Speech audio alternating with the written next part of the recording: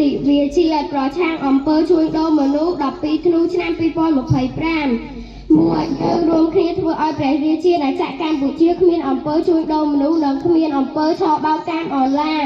ពីសាមគ្គីភាពជាភាពខ្លាំងប្រឆាំងអំពើជួញដូរមនុស្សគ្រប់ទម្រង់ព្រមទាំងអំពើពាក់ព័ន្ធដទៃទៀតដ៏មានប្រសិទ្ធភាព3សាសនាអប់រំមនុស្សឲ្យរួមរស់ក្នុងសាមគ្គីធម៌និងជួយគ្នាឲ្យរួចផុតពីភាពរងគ្រោះដោយគ្មានអំពើជួញដូរមនុស្សគ្រប់ទម្រង់4សាសនាអប់រំចិត្តធ្វើឲ្យជីវិតមានតម្លៃសិលធម៌អប់រំមនុស្សប្រុសស្រីបានសុខផុតភ័យគ្មានអំពើជួញដូរមនុស្ស5គ្រប់រូបត្រូវការការពារគ្រួសារពីការអូសទាញការឆក់បោកមនុស្សមេខ្យល់អនឡាញ6គ្រួសារជាសាលាទី1ជួយអប់រំកូនយល់ដឹងនិងចេះការពារខ្លួនអំពីការឆក់បោក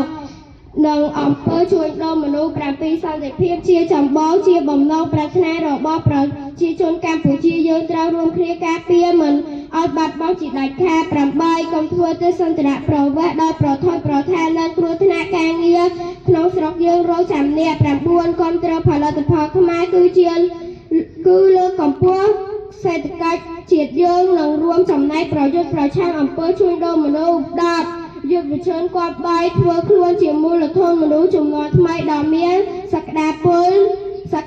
ពលនៅក្នុងការលុបបំបាត់អំពើឆបោកនិងជួញដូរមនុស្សតាមអនឡាញ11បច្ចេកវិទ្យាអនឡាញជាមធ្យោបាយពន្លឿនការអភិវឌ្ឍគ្រប់វិស័យមិនគប្បីប្រើអនឡាញឲ្យបំផ្លាញខ្លួនឯងនិងអ្នកដទៃឡើយសូមអរគុណ